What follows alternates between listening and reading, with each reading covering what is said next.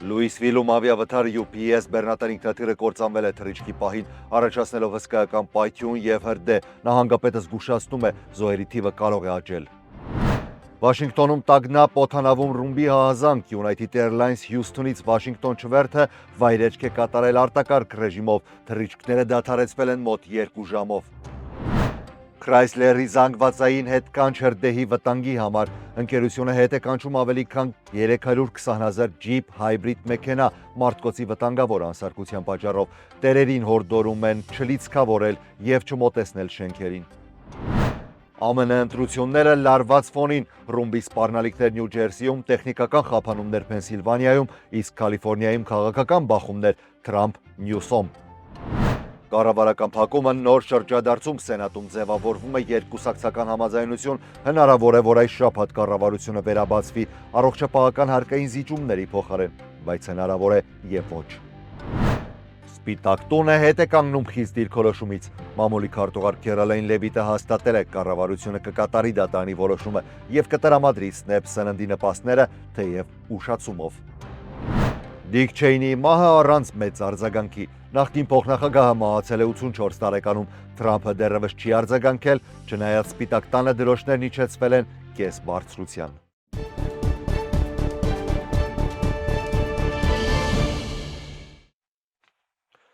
Ողջույն բոլորին, USR Media YouTube-յան հարթակում կրկին ԱՄՆ լուրերն են, սկսենք արտակարգ մի լուրով։ Լուիսվիլ քաղաքի օդանավակայանում այսօր երեկոյան խոշոր ավիավթար է տեղի ունեցել։ UPS բեռնափոխադրող ընկերությանը պատկանող McDonnell Douglas MD-11 տիպ ինքնաթիռը վթարի է ենթարկվել թռիչքի ժամանակ, առաջացնելով հսկայական պայթյուն և հրդեհ։ Ինքնաթիռում գտնվել են անձնակազմի 3 անդամները, 11-ն էլ վիրավոր են արդեն ներքևում։ Նահանգապետ Էնդի Բեշիրը հայտնել է, որ զոհերի թիվը կարող է ավելանալ։ Դաշնային ավիացիոն վարչության FAA-ի հաղորդման միջադեպը գրանցվել է տեղական ժամանակով ժամը 5:15-ին, երբ ինքնաթիռը պատրաստվում էր մեկնել դեպի Հոնոլուլու։ Թռիչքից կարճ ժամանակ անց օդանավը կործանվել է ընկնելով օդանավակայանի տարածքում և բռնկվելով։ Քաղաքապետ Քրեյգ Գրինբերգը նշել է, որ ինքնաթիռում գտնվել է մոտ 280,000 գալոն վառելիք, ինչը լուրջ մտահոգություն է առաջացնում հրդեհի տարածման և շրջակա միջավայրի անվտանգության տեսանկյունից։ Հրդեհաշիջման և փրկարարական ծառայությունները ժամերով պայքարել են կրակի դեմ։ Տարածքում հայտարարվել է shelter in place ռեժիմ,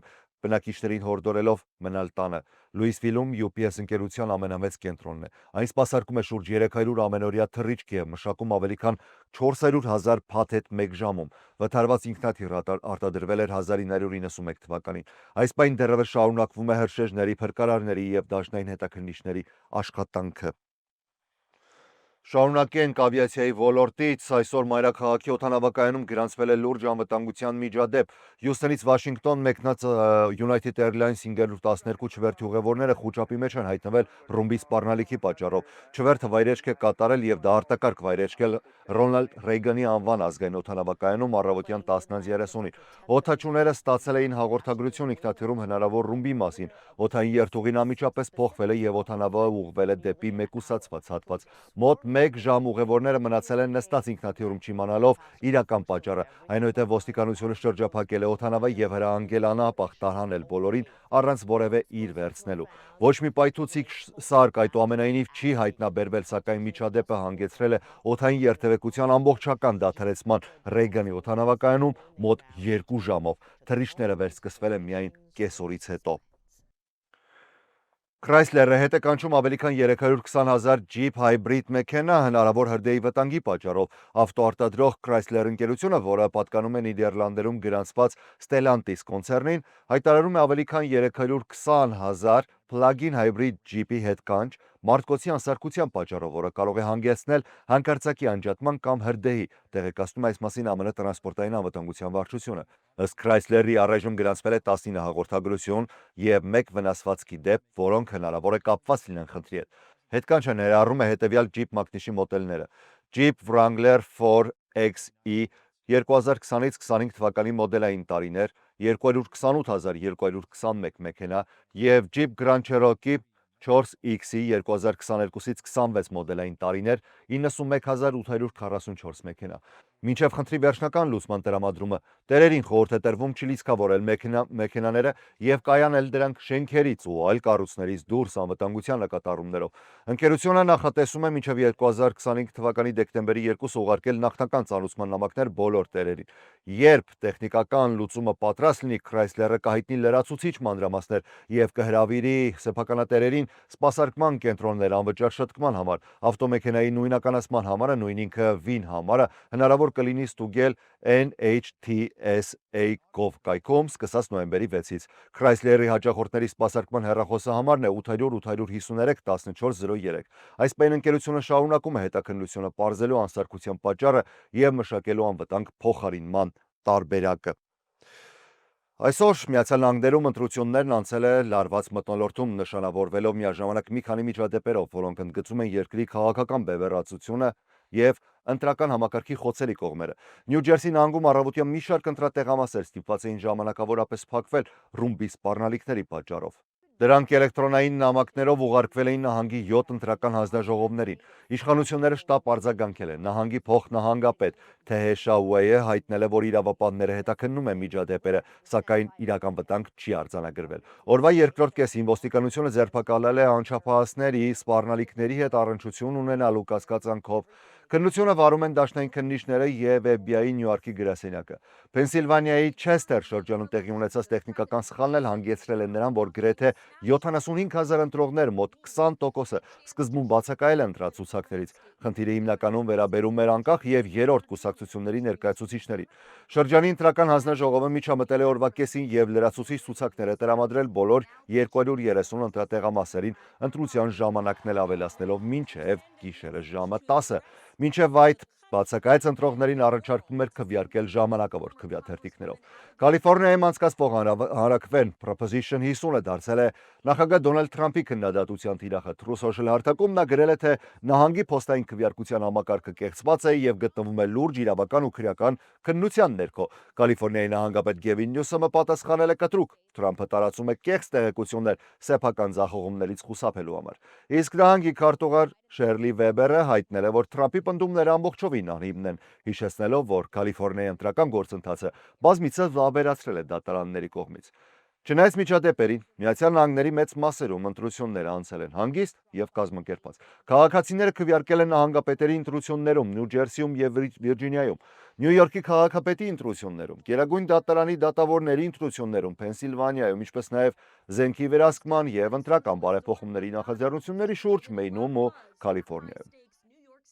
Թեև արդեն կան արդյունքներ, այդուամենայնիվ ճիշտ ենք համարում ամփոփել ընտրությունները արդեն վաղը օրվա առաջին իսկ թողարկման ընթացքում։ Նշեմ միայն, որ երկու կարևոր նահանգապետերի ընտրություններում դեմոկրատներն են հաղթել, իսկ Նյու Յորքը կունենա առաջին մամմեդական քաղաքապետը։ Եվ թույլ տվեք հիշեցնել, որ մեր ալիքի զարգացմանը կարող եք նպաստել միայն ու միայն դուք, հարգելի հայրենակիցներ։ Ձեր լավագույն աջակցությունը ալիքին բաժանորդագրվելն ու նյութերը հավանելն են։ Կանխավ շնորհակալ եմ։ Գիտեք, կառավարությունը փակ է մասամբ ու այս մասով շատերին հետաքրքիր ինչ է լինելու Սենատում այսօր ձևավորվել է երկուսակցական համաձայնության ուրվագիծ, որը կարող է վերջ տալ պատմության արդեն ամենաերկար կառավարական փակմանը։ Բանակցությունները կենտրոնացած են կառավարության ֆինանսավորման եւ միաժամանակ առողջապահական հարկային վարկերի երկարաձգման շուրջ, որպես փոխզիջման տարբերակ, որը պահանջում են դեմոկրատները։ Մի քանի օր շարունակ սենատորները ելք են փնտրում ստեղծված փակուղուց։ Սենատի մեծամասնության առաջնորդ Ջոն Թյունը ասել է, որ կողմերը մոտ են լուծման, թեև ընդունել է, որ բոլորն են մեծ ճնշման տակ։ Հանրապետականները պնդում են, որ դեմոկրատները սպասում են ընտրություններից հետո իրենց դիրքորոշումը փոխելուն, մինչդեռ 14-րդ քվեարկությունն էլ չհաջողվեց անցկացնել առանց դեմոկրատական աջակցության։ Բանակցությունների առանցքում է մինիբուս կոչվող օրենսդրական փաթեթը, որը նախատեսում է կառավարության մի շարք ոլորտների երկարաժամկետ ֆինանսավորում։ Թյունը նշել է, որ կառավարության վերաբացման կարճաժամկետ որոշումը կարող է կցվել այս մինիբուս փաթեթին, ցույց տալով երկկուսակցական համագործակցության պատրաստակամություն։ Սենատոր Քոլինզն ասել է, որ երկկուսակցական բանակցություններում վերջապես որոշ առաջընթաց կա, իսկ Թյունը հայտնել է, որ հույս ունի առաջիկա օրերին նոր քայլեր անել։ Սակայն Սենատի ընթացակարգերը կարող են ցանկացած պահի դանդաղեցնել գործընթացը փակուղին տեղափոխելով արդեն հաջորդ շաբաթ։ Այսպիսով, թեև հստակ պայմանավորվածություն դեռևս չկա, Սենատում նկատվում է շարժ դեպի համաձայնություն, որը կարող է վերջ տալ կառավարական պատմական փակմանը փոխադարձ զիջումների հիման վրա։ Այսօր Սպիտակ տան մամուլի քարտուղար Քերոլայն Լևիթն էլ դրա մասին խոսեց, սակայն ավելի շատ մեր ուշադրությունը սևեռվեց հենց SNAP ծրագրի վրա։ Լևիթը հայտարարել է, որ Թրամփի վարչակազմը կկատարի Դաշնային դատարանի որոշումը, որով պարտավորեցվում է կառավարությանը օգտագործել արտակարգ ռեզերվային ֆոնդը, ապահովելու սննդի նպաստների տրամադրումը տասնյակ միլիոնավոր ամերիկացիների։ Հայտարարությունն արվել է այն բանից հետո, երբ նախագահ Դոնալդ Թրամփը գրառում էր արել Truth Social հարթակում, ասելով, որ SNAP-ի նպաստները կտրվեն միայն այն դեպքում, եթե դեմոկրատները բացեն կառավարությունը։ Այդ հայտարարությունից հետո առաջացել էր անորոշություն, արդյոք վարչակազմը կհետևի երկու դաշնային դատավորների որոշմանը, որով պարտավորեցրել էին կառավարությանը օգտագործել պահուստային միջոցները նոյեմբեր ամսվա սննդային աջակցությունը տրամադրելու համար։ Լևիթը լրագրողներից զրույցում նշել է նաև, որ վճարումները չեն կարող իրականացվել միանգամից։ Լևիթն ասել է, որ դեմոկրատների անգործության պատճառով միլիոնավոր ամերիկացիներ, պետական աշխատողներ եւ ավիացիայի մասնագետներ շարունակում են աշխատել առանց աշխատավարձի, իսկ օդային երթևեկությունը հայտնվել է ամենածանր ճգնաժամի մեջ։ Նա հայտնել է, որ միայն վերջին հանգստյան օրերին ավելի քան 5000 չվերթ ամբողջ երկրում մեկ ուշացել է կամ չեղարկվել։ Միայն Հյուսթոնի օդանավակայանում անվտանգության ստուգման հերթերը հասել են մինչև 5 ժամի, իսկ որոշ շրջաններում պատրաստվում են անգամ ամբողջությամբ դադարեցնել թռիչքները անվտանգության նկատառումներով։ Լևիթը ասուլիսի ավարտին նաև նշել է, որ Թրամփը դեռևս չի մեկնաբանել Դիկ Չեյնիի մահը, սակայն սպասվում է, որ առաջիկա օրերին կհայտնի իր հարգանքի խոսքը։